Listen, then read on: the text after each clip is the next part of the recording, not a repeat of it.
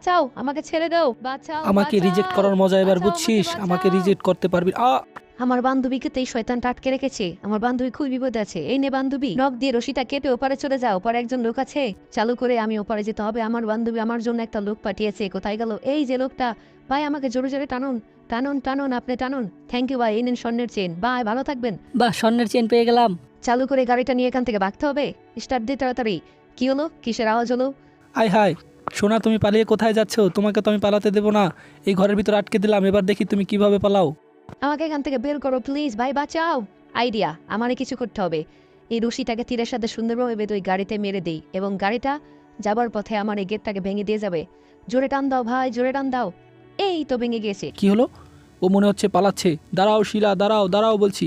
পালাই, চালু করে পালাই। আয় হাই, চিত্তা ভেঙে গেল। চিত্তা এখন কোথায় ভাই? আইডিয়া। তারপর কি হয় দ্বিতীয় পার্ট দেখতে হলে ভিডিওটিতে একটা লাইক দিয়ে চ্যানেলটি সাবস্ক্রাইব করে দিন।